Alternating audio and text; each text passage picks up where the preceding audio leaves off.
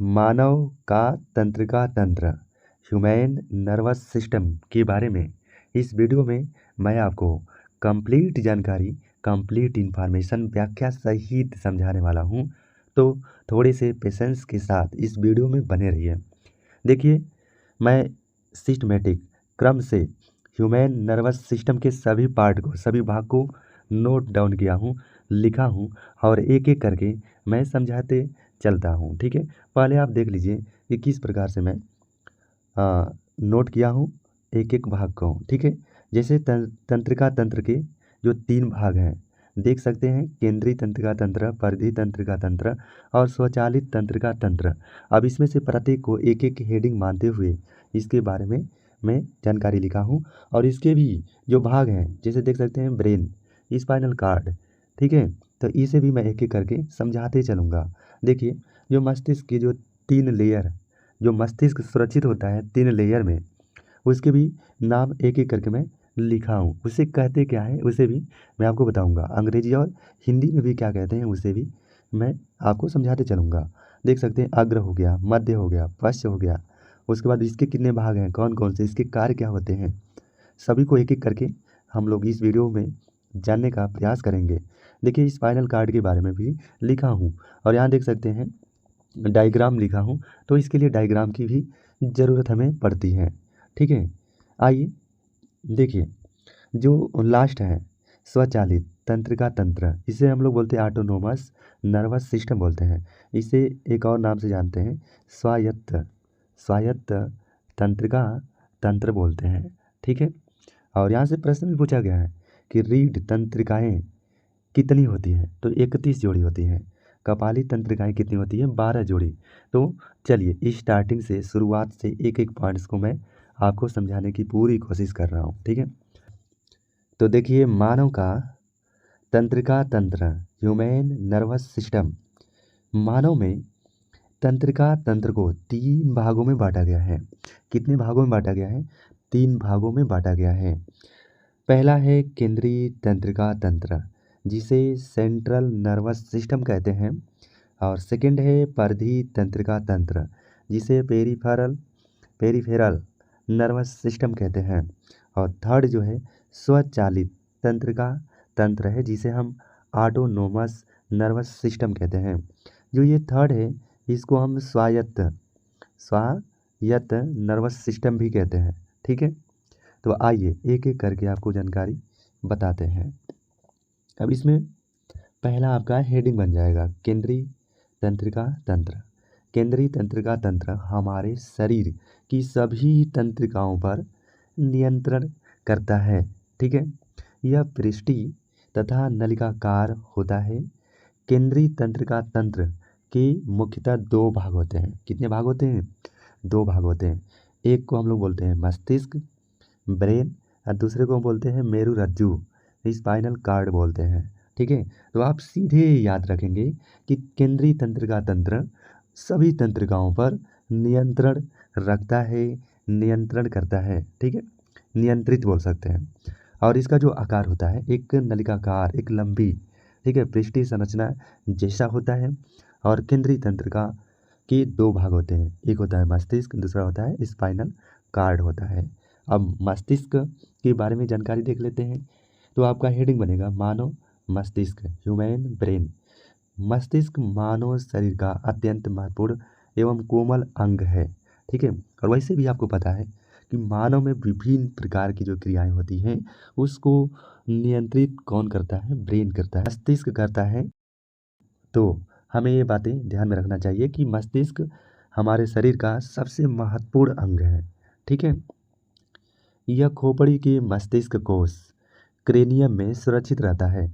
और यह प्रश्न ऑलरेडी पूछा जा चुका है कि मस्तिष्क जिस कोश में सुरक्षित रहता है उसे क्या कहते हैं, तो क्रेनियम कहते हैं। ठीक है, वह हिंदी में लिखकर पूछता है, क्रेनियम कहते हैं। ठीक है, आगे, मानव मस्तिष्क का जो भार होता है लगभग 1300 से 1400 ग्राम होता है। इसे आयतन में बताना चाहें तो आप बता सकते हैं 1200 सीसी से 1500 सीसी। यह चारों ओर से दोहरी अथवा तिहरी झिल्ली से घिरा रहता है। अब आप सोचेंगे कि मैं यहाँ दोहरी या तिहरी झिल्ली क्यों लिखा हूँ, तो मैं आपको बता दूँ कि कुछ किताबें मानव का जो मस्तिष्क है उसे दोहरी झिल्ली तक एक्सप्लेन की हैं, व्याख्या की हैं। कुछ बेहतरीन किताबें हैं जो मानव का मस्तिष्क होता है वो 3 लेयर के अंदर सुरक्षित होता है, तो वे तीनों झिल्लियों को एक्सप्लेन की हैं, इसलिए मैं तीनों को बता दिया हूँ। ठीक है, देख लीजिए एक एक करके। मानव मस्तिष्क के बाहरी झिल्ली को हम ड्यूरामेटर कहते हैं। क्या बोलते हैं? ड्यूरामेटर। आपको बोलना तो पड़ेगा, ठीक है, क्योंकि प्रैक्टिस ही सब कुछ है, बिना प्रैक्टिस के कुछ भी संभव नहीं है। तो दृढ़ तानिका इसे हिंदी में बोलते हैं ड्यूरामेटर को, लेकिन आप अंग्रेजी वाला याद रखेंगे। मध्य झिल्ली को हम लोग बोलते हैं अरेक्नॉइड, जिसे जाल तानिका कहते हैं, और भीतरी झिल्ली को हम लोग बोलते हैं पाइमेटर बोलते हैं, मृदु तानिका बोलते हैं। ठीक है, आगे देखिए, मस्तिष्क के भाग की बात करेंगे। मानव मस्तिष्क के भागों को 3 भागों में बांटा गया है, या अपनी भाषा में आप बोल सकते हैं कि मानव मस्तिष्क के 3 भाग होते हैं। कितने भाग होते हैं बाबू? 3 भाग होते हैं। देखिए कौन कौन।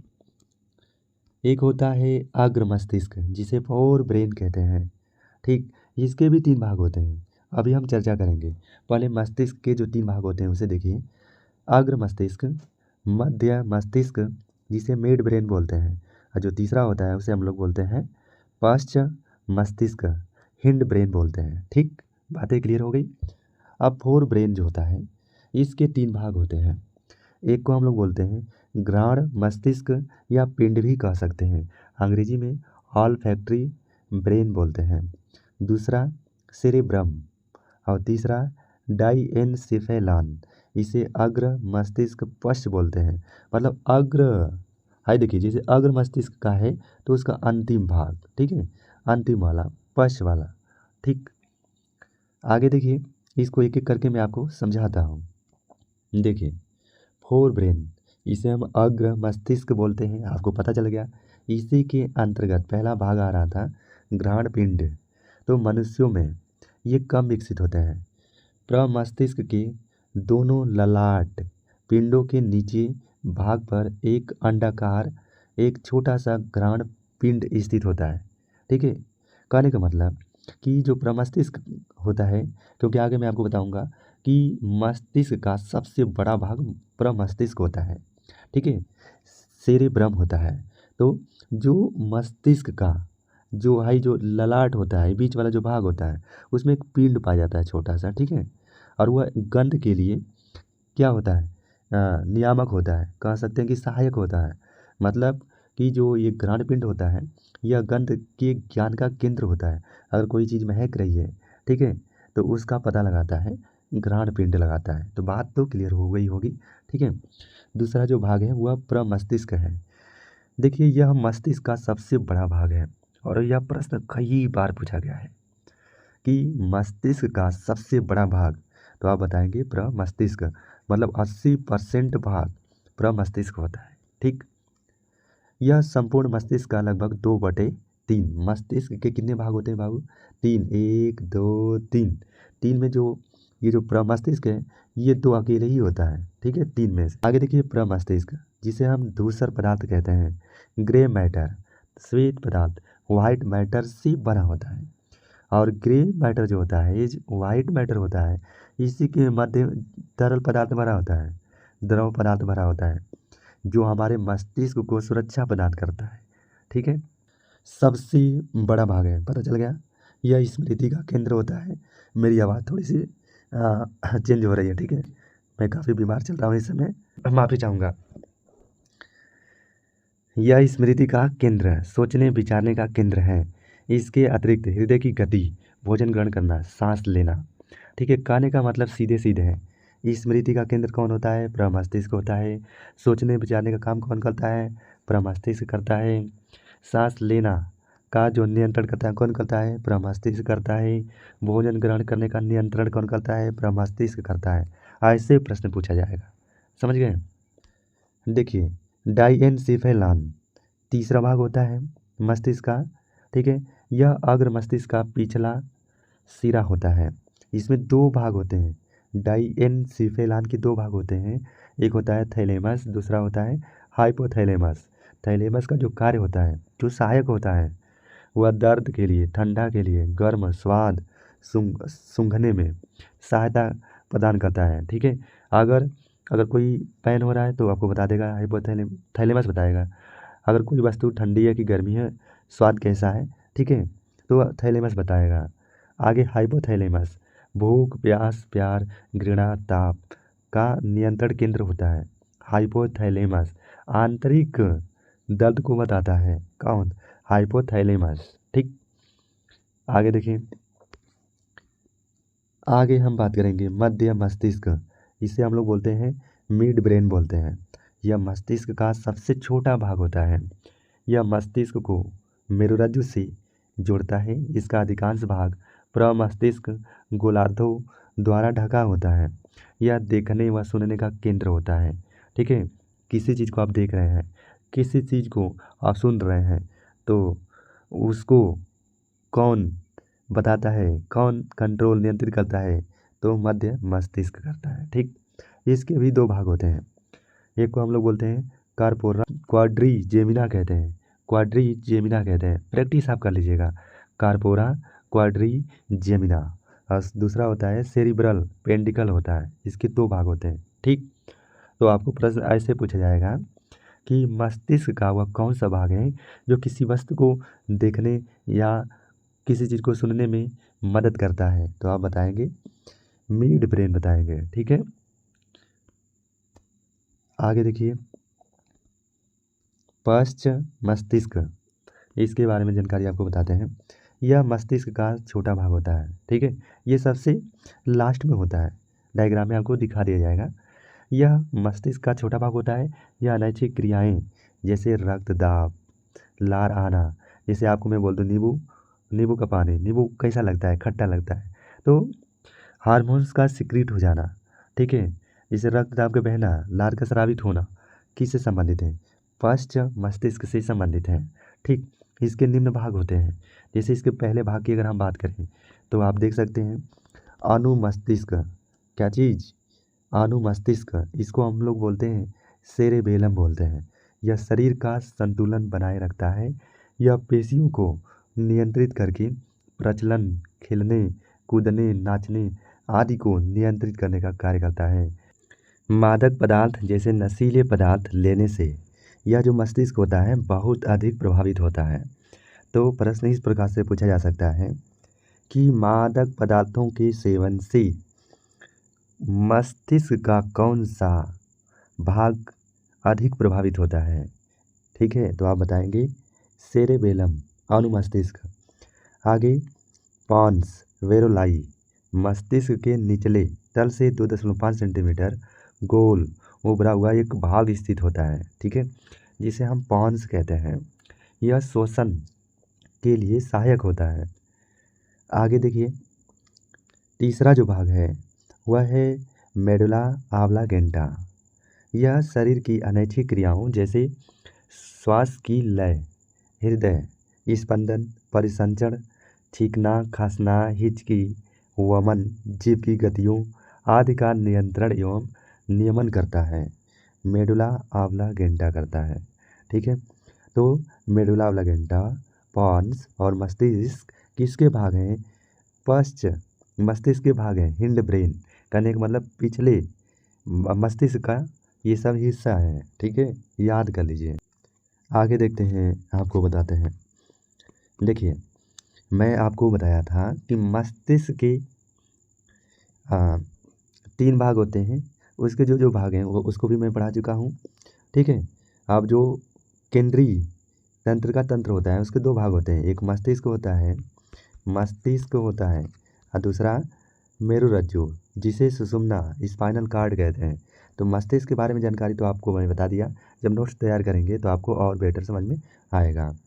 मेरुरज्जु एक लंबाकार मेडुला ऑब्लांगेटा का पिछला भाग होता है जो रीढ़ की हड्डी में फैला रहता है और यह प्रतिवर्ती क्रियाओं को नियंत्रित करता है। ठीक, तो मेरुरज्जु जो है एक लंबाकार मेडुला ऑब्लांगेटा का पिछला भाग होता है जो रीढ़ की हड्डी में फैला रहता है। यह रिफ्लेक्स एक्शन की होने वाली सभी क्रियाओं को क्या करता है? कंट्रोल करने का कार्य करता है। यहाँ डायग्राम आप बना लीजिएगा, ठीक है।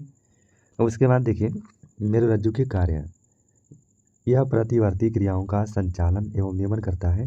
यह अनैच्छिक क्रियाओं को संतुलित करता है। यह मस्तिष्क को जाने तथा मस्तिष्क से आने वाले आवेगों के लिए मार्ग प्रदान करता है। कौन? मेरुरज्जु। तो पहला प्रतिवर्ती क्रियाओं का संचालन करना, अनैच्छिक क्रियाओं को संतुलित करना। तीसरा है ब्रेन को संदेश आने वाले और ब्रेन से संदेश जाने वाले को क्या करता है? यह मार्ग प्रदान करता है। तो स्पाइनल कॉर्ड के बारे में आप बता लेंगे जानकारी ना। आगे देखें, देखिए नर्वस सिस्टम के कुल 3 भाग होते हैं। पहला भाग मैं आपको पढ़ा चुका हूँ और ये दूसरा भाग है जिसे हम बोलते हैं परिधि तंत्रिका तंत्र, पेरिफेरल सिस्टम बोलते हैं। परिधि तंत्रिका तंत्र मस्तिष्क तथा मेरुरज्जु से निकलने वाली तंत्रिकाओं का बना होता है। मानव मस्तिष्क में कुल 12 जोड़ी तंत्रिकाएँ निकलती हैं। मेरुरज्जु से 31 जोड़ी तंत्रिकाएँ निकलती हैं, ठीक है। मतलब कहने का कि परिधि तंत्रिका तंत्र 2 प्रकार की तंत्रिकाएँ के रूप में पाई जाती हैं। मतलब इसमें 2 प्रकार की तंत्रिकाएँ होती हैं। एक को हम लोग बोलते हैं कपाली तंत्रिकाएँ, क्रेनियल नर्व्स, दूसरा स्पाइनल नर्व। क्रेनियल नर्व में 12 जोड़ी तंत्रिकाएँ होती हैं और स्पाइनल नर्व में 31 जोड़ी तंत्रिकाएँ पाई जाती है। यह प्रश्न बहुत इंपॉर्टेंट है, पूछा गया है। आगे जो तीसरा है स्वचालित तंत्रिका तंत्र, autonomous nervous system. Autonomous nervous system इस तंत्रिका तंत्र का निर्माण 2 भागों से होता है। एक होता है अनुकंपी तंत्रिका, ठीक है, तंत्र सिंपैथेटिक सिस्टम बोलते हैं, और दूसरा परानुकंपी पैरा सिंपैथेटिक सिस्टम। इसमें आपको सीधे ज़्यादा पढ़ने की ज़रूरत नहीं है, इसे प्रश्न उतना नहीं पूछा जाता है, ठीक है। यह आँखों की पुतली को फैलाता है और परानुकंपी जो तंत्र होता है यह आँखों की पुतली को सिकोड़ता है, ठीक है, संकुचित करने का कार्य करता है। तो देख सकते हैं आपने 3rd पढ़ लिया, 2nd पढ़ लिया और स्पाइनल कॉर्ड पढ़ लिया, ठीक है। मेडुला ऑब्लांगेटा, पांस और अनुमस्तिष्क, ये पश्च मस्तिष्क के 3 भाग होते हैं, ठीक है। कार्पोरा, क्वाड्रिजेमिना और सेरिब्रल पेंडिकल जो होता है मध्य मस्तिष्क के अंतर्गत आता है। और उसके बाद थैलेमस, हाइपोथैलेमस, डायनसेफेलान, प्रमस्तिष्क, घ्राणपिंड, ये सब अग्र मस्तिष्क के भाग हैं, ठीक। और 3 प्रकार के मस्तिष्क हैं, पश्च हो गया, मध्य हो गया और अग्र हो गया, ठीक। उसके बाद ये मस्तिष्क के बारे में जानकारी है, देख ही सकते हैं, ठीक। और केंद्रीय तंत्रिका तंत्र के 2 भाग होते हैं, मस्तिष्क और मेरुरज्जु, ठीक है। तो अब भी कोई दिक्कत होगा तो आप कमेंट में कमेंट करके हमें बता सकते हैं, ओके।